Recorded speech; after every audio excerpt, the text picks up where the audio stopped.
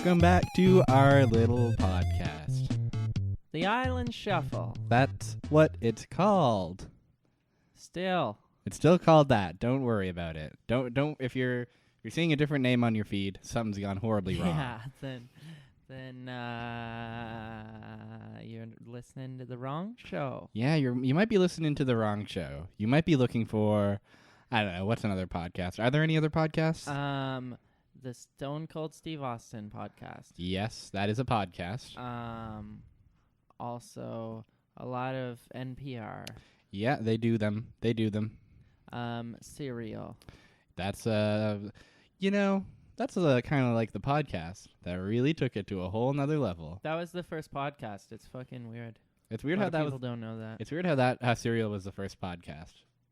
But it's also not that weird because no one had made one before Serial. So. Exactly. And similarly, in the same vein, in the same way that Serial was the first podcast, Lost, the show that we're talking about, was actually the first show. It's kind of strange because televisions were invented in the 1950s or so. But they weren't color, so for a long time people didn't even want to make shows. Yeah, exactly. And then they got color TVs, but they were like, they're not HD, so like we don't really want to make shows. Exactly, yeah. People were still going to the movies to see Jaws, Star Wars, other Gilligan's blockbusters. Island. Breakfast at Tiffany's. Breakfast at the Club. Yes. That would be sick. That would be a really incredible, like, knockoff remake of The Breakfast Club, but it's Breakfast at the Club. Breakfast at the Club. Yeah. You won't forget about us. You probably won't forget. You won't forget about us. You won't forget about us. We're Breakfast at the Club. At Tiffany's Club. And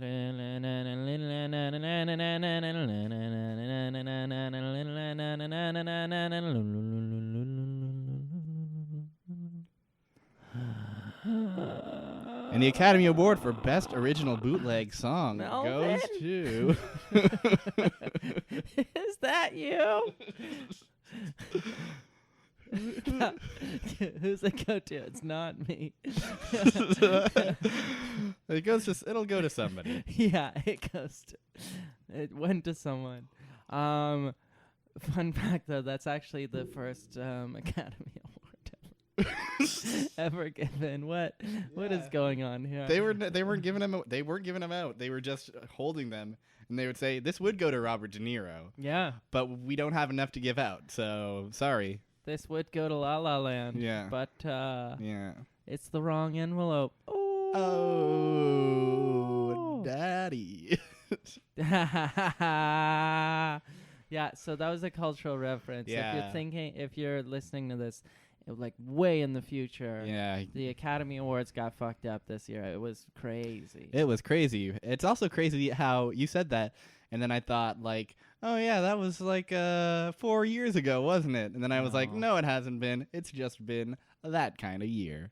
Yeah. Mm-hmm. Big year for news. Big year for news. Honestly, they are making the news every day. They make a new segment. It's definitely kind of weird how this is the first year that had news. Yeah. You know the news? Yeah.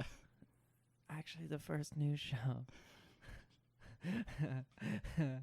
Well, they don't call them the olds. Wow. Okay. What's up? Hey, we're on our A game today, baby. Yeah, this is. I love to crack jokes and say comedies, but we actually have a serious task to accomplish on this show. Yeah, that's not what the people are paying us for. No. If they were paying us, they'd be paying us to watch Lost Out of Order, which is what we do on this show. And what we just did. We just watched a random episode of Lost. Half an hour ago. Just half an hour ago. We were watching the show and we were like, We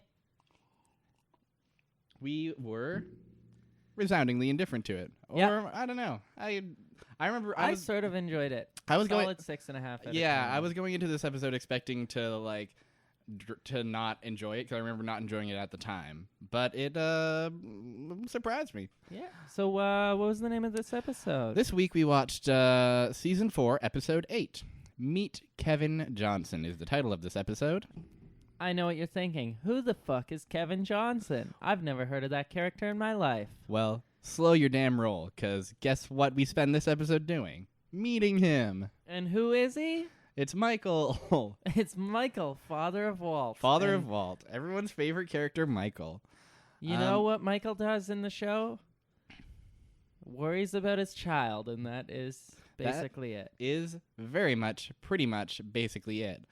We've met Michael a little bit in our experience watching the show for this podcast. Watched him kill a couple people. We watched him kill a couple people and look guilty about it. Yeah. Before then, we also watched him, or after them, whatever. Timelines are weird.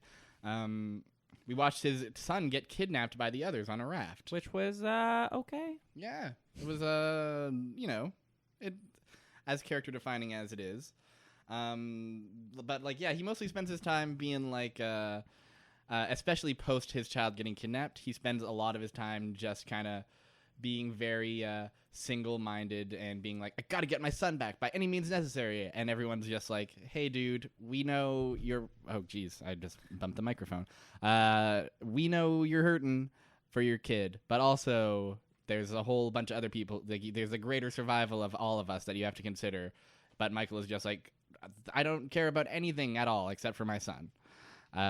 Which you could read that as a devotion to fatherhood, but the way the show portrays it kind of comes across as just this guy's a bit of a bozo, a bit of a way too focused to the extent that the conclusion of that arc is the others convince him to like betray his friends eventually in exchange for giving his son back.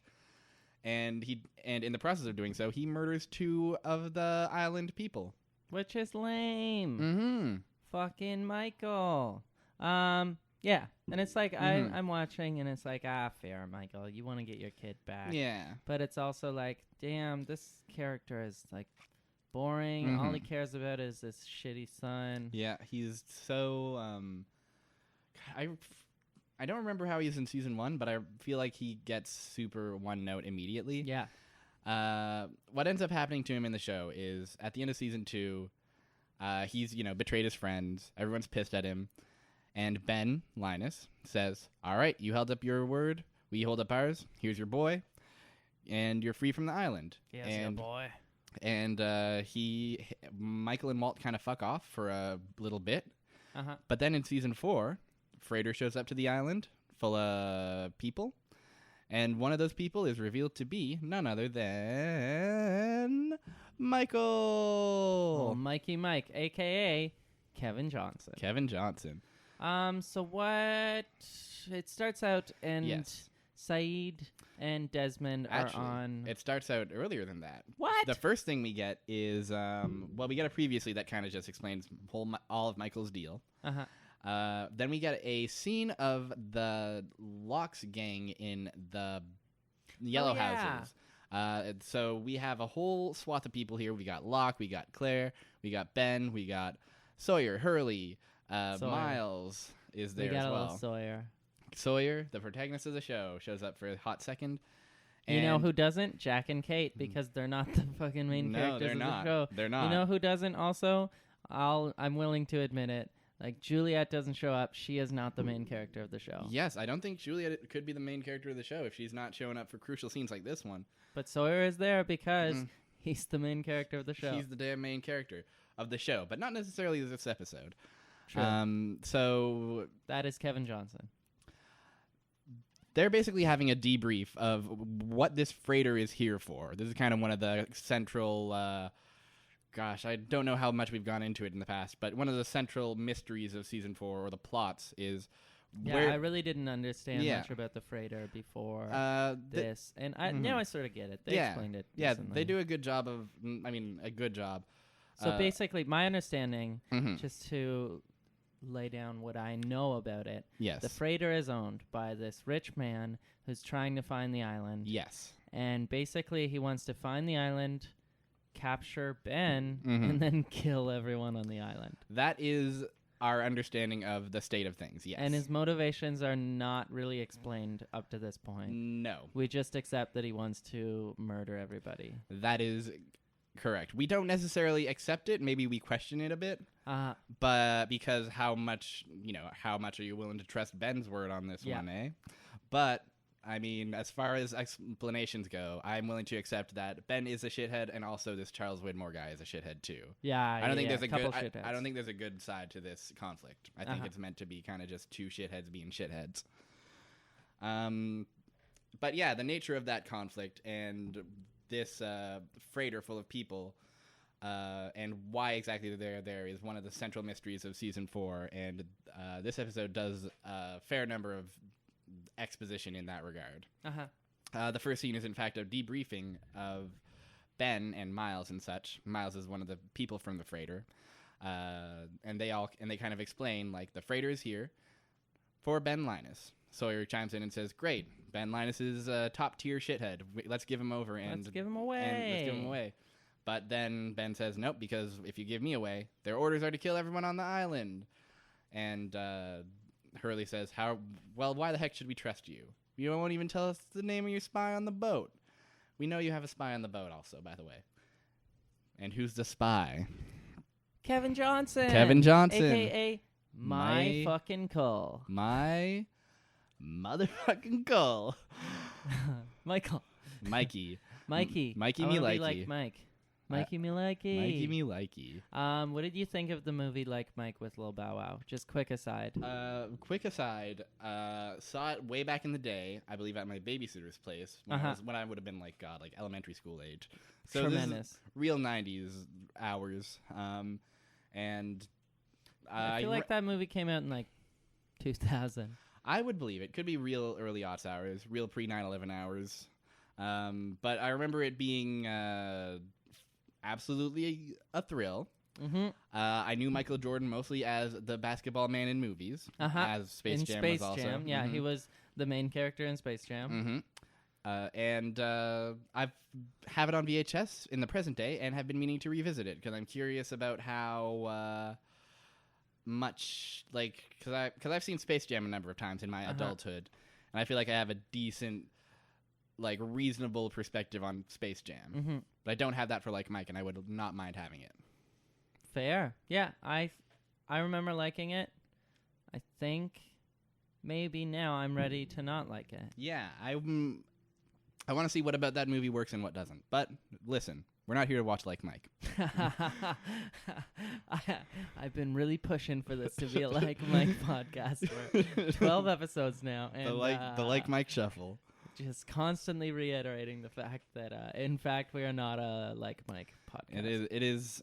I hate to admit it, but it's true. We're not a Like Mike podcast. Oh, We're a lost most podcast. We're a lost most podcast. Less lost, more fost.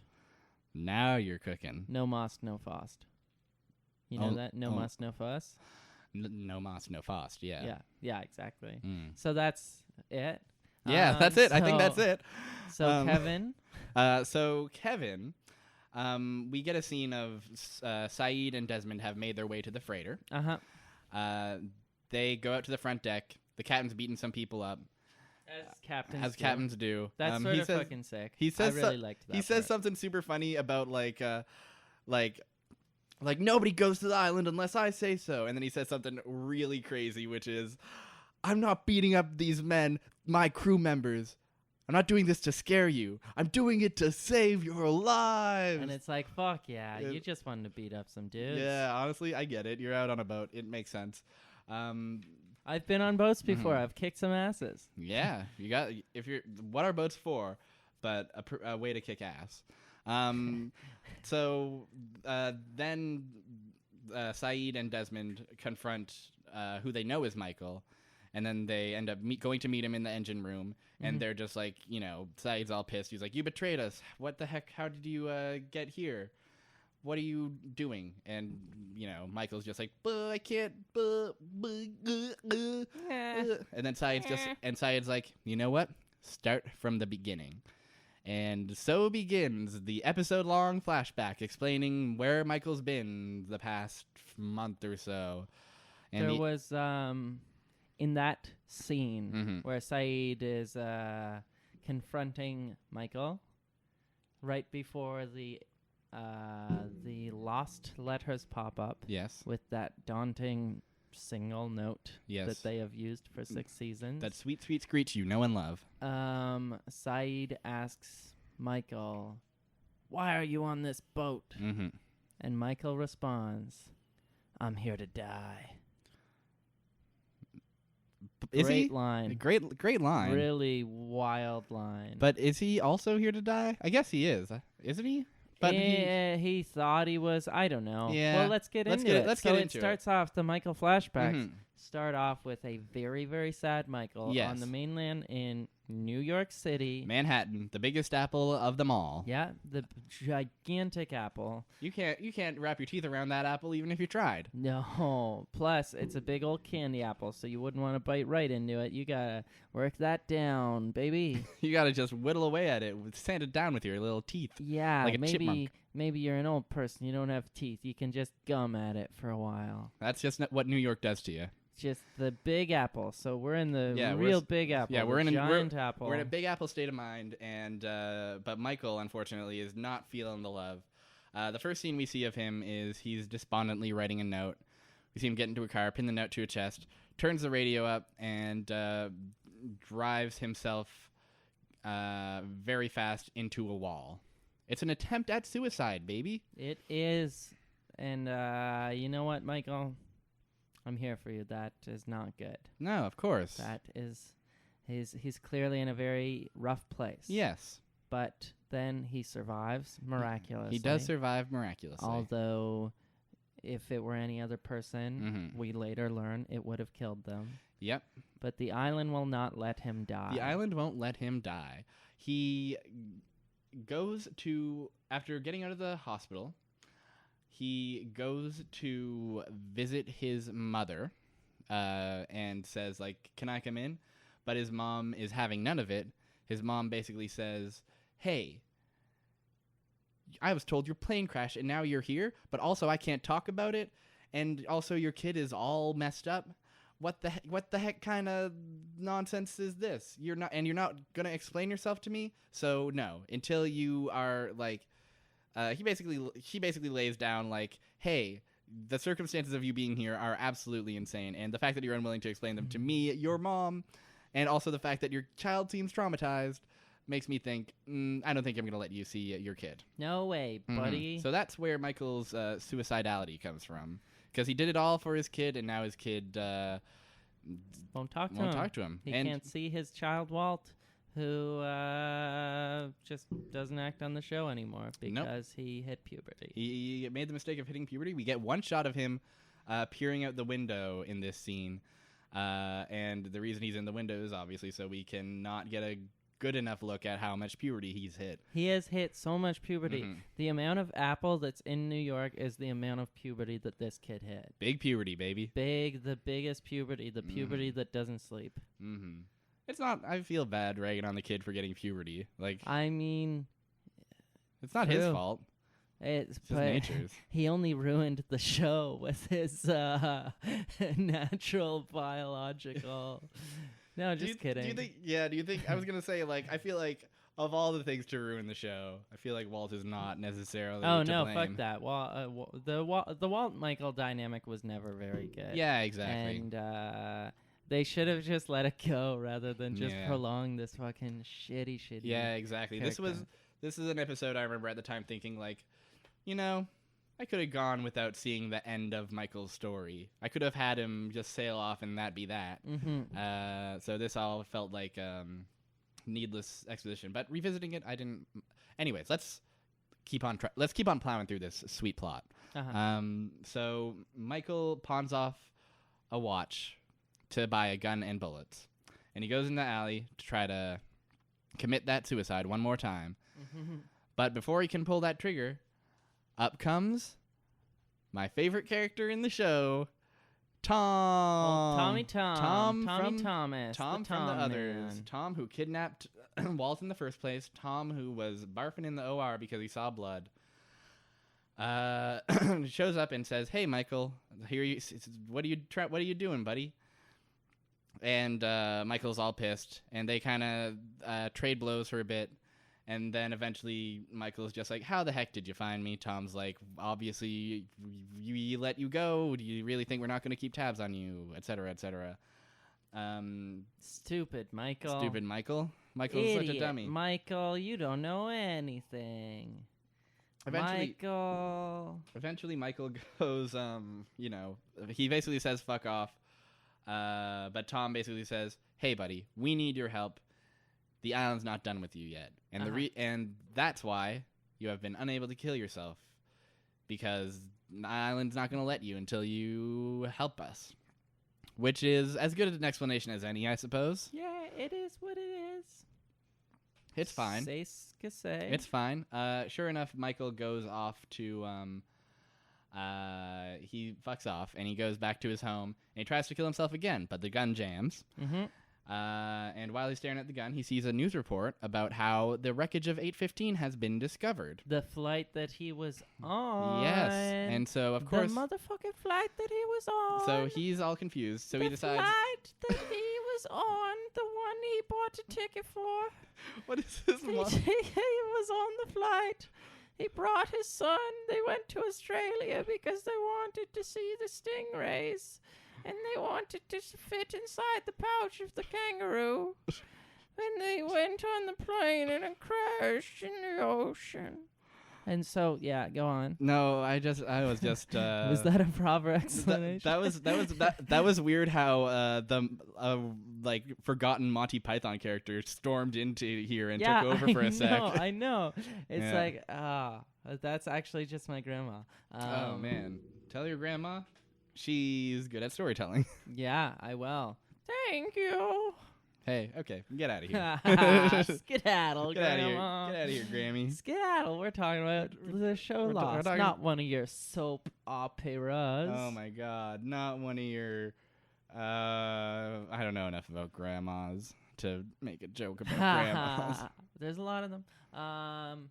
So not one of your. I don't know. Dinners at 4 p.m. Not one of your, I don't know, bingos? Bingo nights, yeah. Not one of your quilts. We're really showing all the grandmas out there what for. That's right. We're millennials, baby. Yeah, baby. If there's one thing we love, it's debt and taking down old people. Exactly. Okay. Speaking of debt, Michael goes eventually to visit Tom and say, hey, Tom, buddy, I saw the news report about the wreckage. What the heck's going on? Tom basically lays down for Michael the situation. Here's what's going on, Michael. Here's what's going on, Michael. Asked. Glad you asked. Here's what's going on. Michael, that wreckage was faked by a man named Charles Widmore. Charles Widmore has a freighter over in Fiji. You're going to go on that freighter and be a spy for us. And Michael's just like, okay. I forget what exactly makes him come around on it, but he eventually does it. He goes to Fiji. He boards the freighter, and we see him, meeting various freighter characters. Mm-hmm. He meets the pilot, Naomi. He meets Miles, who calls him out and says, your name's not Kevin. Hey, don't worry. Everybody's hiding something. That was a weird scene. It was a very weird scene. Miles, who do you think you are? I like to imagine that Miles is sitting there saying that to every single person who passes by. Your name's not Joseph. Your name's not George. Hey, don't worry. Everybody on this boat's hiding something. You're not a real grandma. Yes, I am. I am. Hey, don't worry, Grandma. Everyone on this podcast is hiding something. True. Grandma. Grandma, what are you hiding? I haven't seen my own mirror reflection in 17 years. That's a hell of a bombshell to drop. Yeah, I know. Damn. Grandma, get in front of that mirror. I think your grandma might be a vampire. I'm not. Does your grandma get out in the sun often? I haven't seen the sun in 17 years. Grandma, what are you talking about? I saw you out there the other day. You were just sparkly. You shut up, you. Oh, Grandma. Oh, Grandma. Oh. Oh, my grandson is a traitor. Grandma, what are you doing to my neck? Ah, Grandma, you're biting my neck. Ah. Okay. This is I don't want to say like this is I'm not a member of your family, so I don't really want to step in. This seems awkward. Yeah, it's a little bit intimate. I don't Grandma. Are you a vampire now too, James? I don't know yet. Well, I'll look, step in front of the mirror. yeah, like later. I've got a mirror in my pocket. What do you see anything? I see. Fuck, no, I don't see me. I see a bunch of shit in there, but Oh man, what do you see? I see. It's like me, but I'm younger, and I won the Quidditch Cup. Everyone loves me now. What's that? It's a scene from like Harry Potter 1 when they find the big mirror. Yep, that's fucking Ron Weasley's greatest wish is just to be loved in the Quidditch Cup. That was a pull that got me. That tickled me. I hope you enjoyed that ham radio drama. So the rest of the flashback goes, Michael being on the boat, kind of just keeping to himself. He meets Frank the pilot, has a little chat with him. He meets some of the army dudes, has a little chat with them. And he has a little package shipped to his door. And he opens up that package. And guess what? It's secretly a bomb. It's a big old bomb. Yeah, big old bomb. So it's a bob. So he takes it to like the engine room or whatever. He takes the bomb, he puts in the code, and after kind of morally deliberating it, kind of like doing a lot of like heavy breathing and going, ooh, I don't know, and sweating, he hits execute, and the timer ticks down, and he braces himself. But then the timer goes off, and a little prank flag pops up, and he unfurls the flag, and it just says, not yet. Fuck. Right? That was actually insane. It was like so rude. It's unbelievably rude. Here's the thing about that. Kevin Johnson, Michael, gets a call from someone who the buddy says, like, I don't know, he said his name was Walt. And he goes and says, Walt? And guess what? It's not Walt, it's Ben. And Ben says, hey, how's it going? And Michael says, why did you make me detonate a bomb and then that bomb popped up a flag? That's really fucked up and insane. And Ben says, I did it to prove a point. Charles Widmore will kill as many men as it takes to get what he wants. He will kill innocent lives. I am not that crazy. Which, I don't know, Ben. Is that... Definitely not true. Ben just like kills people. Yeah, it's Ben, sort of what he does. Yeah, Ben is a murderer and a manipulator, for sure. He definitely kidnapped people to get tumor surgery. Yeah. God, I can't think of any like explicit instances of murder, but there definitely have been. What? It's a good question. When he got out the first time? Oh, that was when Michael killed people. Yeah, Michael. Yeah, it was. Yeah, which he points out.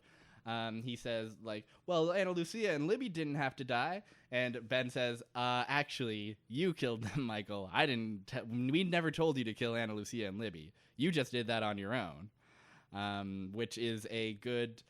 one thing I do appreciate about this episode is how constantly Michael is getting, like this... Like, it felt like kind of earlier episodes kind of tried to, like, justify his actions and be like, this is something that, like, he's just that desperate. It's isn't it tragic how much he's willing to do for his son? But this episode feels very unwilling to let Michael off the hook, which I appreciate. Because you have this scene where Ben lays into him. You have another scene where Tom basically says, like, he basically calls him out and says, like, he says a really good line, which is, something along the lines of, you told your kid about what you did. You couldn't handle the weight of what you did, so you shared it with a 10-year-old kid. What kind of thing is that for a father to do? And it's just like, on point, Tom. True. Good on you, Tom. Tom does a lot of good in this episode. Yeah, Tom's good. Tom is very good. This is also the episode where when Michael visits him in the penthouse, Tom is seen smooching a fella named Arturo. Arturo, And, he's a fucking hunk. So not only is Tom owning Michael, kicking ass, he's out here representing the LGBT community as well. Fuck yeah, Tom. An episode that starts off kind of draggy gets saved by Tom and his pragmatism and his gayness. Saved again by Tom's gayness. Tom's and his gayness saving my life and the day. And then what happens? So he basically tells that story to Saeed and Yes, exactly. We return. And what's the other guy's name again? Desmond. Desmond. He tells that we haven't really seen much Desmond up to this point. We have seen very little of Desmond. We don't you really get know. Prime Desmond in like season 2, right? We meet him in season 2. He becomes a major player in season 3. Okay. Desmond's great, but this episode doesn't have much of him. So effectively, Saeed basically goes, "So you're telling me you're working for Benjamin Linus?" Michael says, "Yep," and they kind of let that moment breathe for a couple seconds, and finally, Saeed immediately grabs him he does the classic, like, hoist your arm behind your back to subdue you, and drags him off to the captain's chamber and immediately rats him out and says, "This guy's not Kevin Johnson. He was a survivor of 815. He was, I spent months with him. He betrayed us. His name is Michael. He's the one who's been sabotaging your boat this whole time." And that's how, and I'm conflicted about that scene, because on the one hand, no snitches. But on the other hand, fuck Michael, I kind of respect how immediately Saeed was like, okay, the correct thing to do is just to rat this shitty shithead out. Yeah. It's another segment in the long line of Michael getting owned throughout this episode. Yeah. And the cherry on Saeed was top. like, maybe if I do this thing, then I can get a dope job as a hitman for Ben later. Exactly. Yeah. He's just looking to move up in the ranks. Exactly. Yeah. That's Saeed's a wily one. He gets it.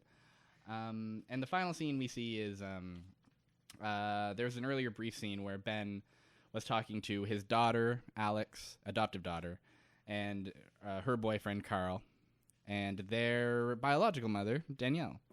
And they... Great little family. And he's saying, you three should...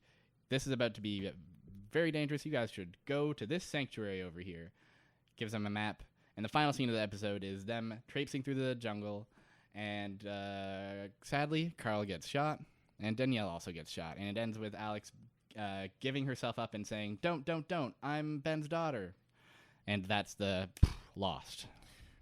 Ooh. Yeah. Honestly, Carl is dead. Carl is dead, and that bums me out because Carl, the last time we saw Carl, he was getting hypnotized in that Clockwork Orange room. Yeah, the very confused Clockwork Orange room that didn't know what it was trying to do to Carl, but knew it was trying to be off-putting. Mm-hmm. Yeah, it was just trying to vaguely unsettle Carl. I didn't mind it when Carl died. I definitely thought it was a little more comical than it should have been. Yeah, when that was the thing. When Carl died, and also when when Danielle dies. Yeah, Danielle they're taking gunfire, and Danielle's crouched next to Alex, and they're both crying or on the verge of tears, and Danielle's like, okay, we gotta go, face to face, I love you, we gotta, but you need to take my hand and trust me, and we're gonna go. And Danielle goes 3, 2, 1, gets up and is immediately shot. And it's all quiet too, mm-hmm. the bullet or the gunshots are very quiet for some reason. I guess they got those silencers on. Yeah. It was weird. It was a weird scene. A lot of people died real quick. A lot of people died. Everyone that Alex likes in the world. It felt very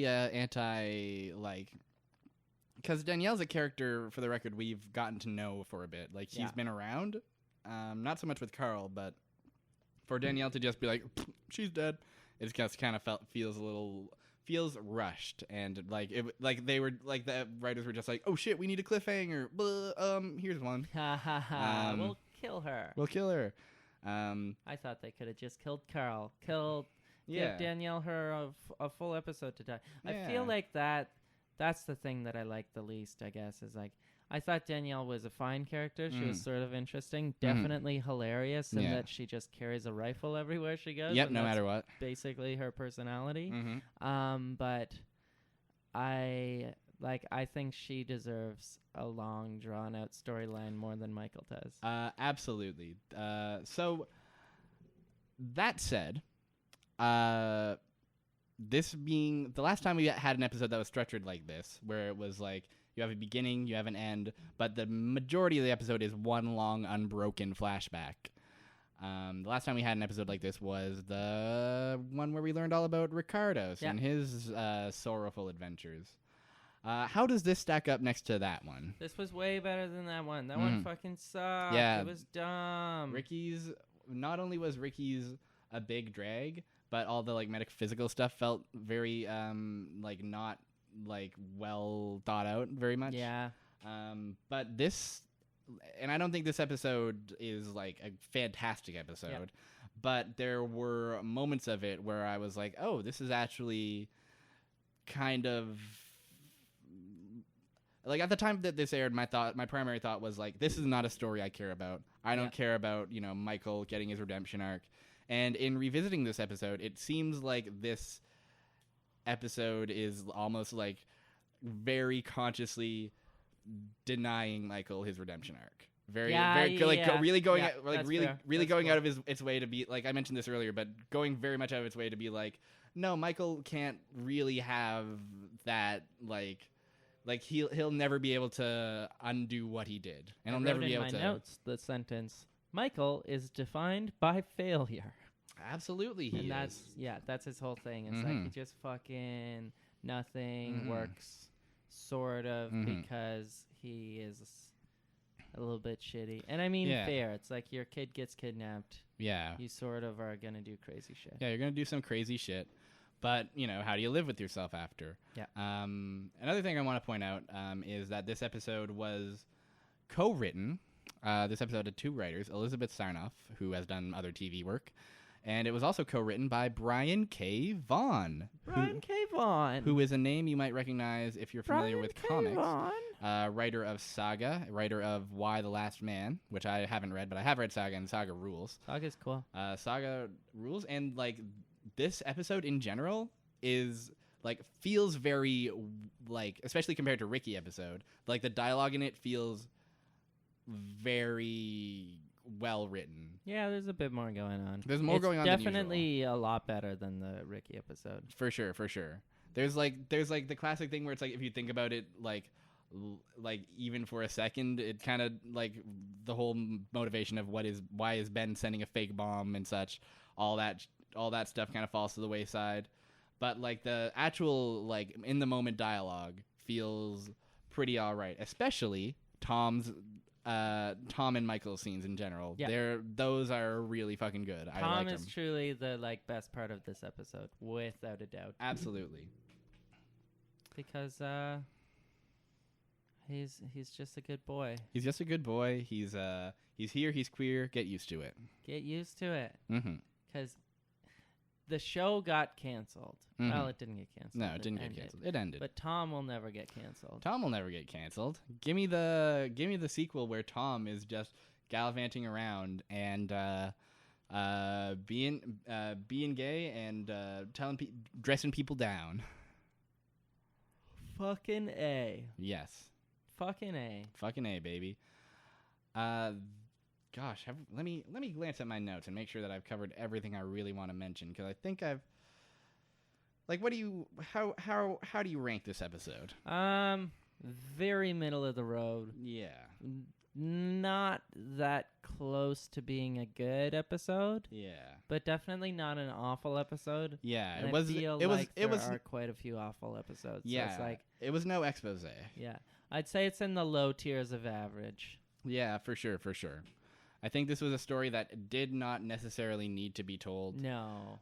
But they did their damnedest. Yeah, I feel like they really should have gotten rid of Michael, like, whenever Walt and him left on a boat. This was, I think, the only instance of them, like, a main cast member leaving and then coming back. Oh, no, this happens with Claire, actually. Claire also leaves and comes back. Oh, shit? Yeah. That means Aaron does, too. Yes. That's my favorite character in the show. The baby. Is the baby the main character of the show? The baby, the main character of the show.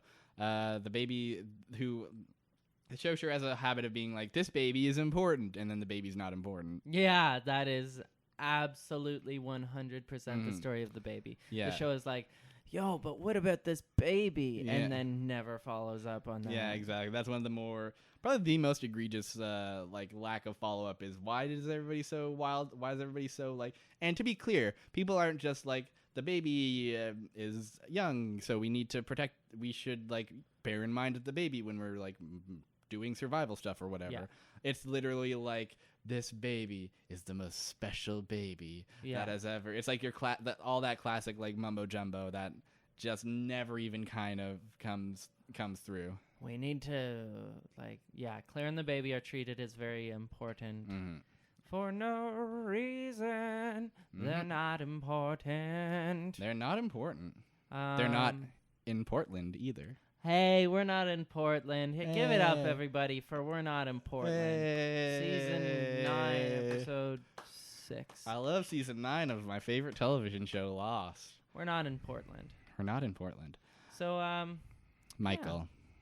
Yeah. Any other thoughts on this episode of the show, Lost? I did like it more than I thought I would. But yeah, you thought you were going to hate it. I went in dreading this episode, but I ended up enjoying it more than I ought to. But it still kind of drags at points. The whole Michael committing to it, like Michael being sad thing, I never really bought. But also, at least this episode makes a point of being like, oh, kind of actually fuck Michael. Yeah. But like, also at the same time, you know, this isn't a story that needed to be told. But at the same time, it's fine, I guess. As far as like episodes of Lost go, it's no expose. It's not a complete waste of time. Yeah, I agree completely. I thought it was not great. It was okay.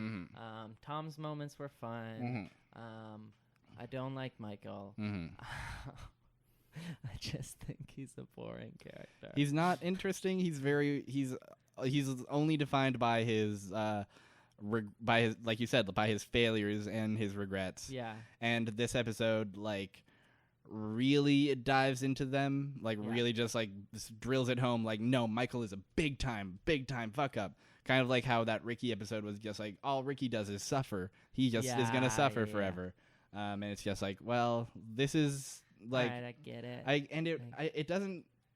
And part of the egregiousness is that it's a whole long unbroken thing. Yeah. Instead of just being like, it was like 25 minutes of exactly. Michael. That's so much more Michael than I want. It's a lot of Michael. It's a lot of Michael. That's 2/3, or no, that's 1/3 of a movie. That's 1/3 of a movie of Michael, and it short movie. And you know, it wasn't the first scene of him. I will say I did not like the first scene of him crashing into the side of the wall. Is like well constructed. Yeah, if it ended there, I would have been fine with it. True. That would have been a like appropriate end to Michael's story. True, yeah, but that's not the show Lost. Oh well, that's not this show. But what is this show is the Island Shuffle. Thank you for listening Thank you for listening. Your favorite show Lost. Thanks for listening to your favorite show Lost. And I've been Bean. I've been Jim. And together, we say at the end of every episode, Get lost.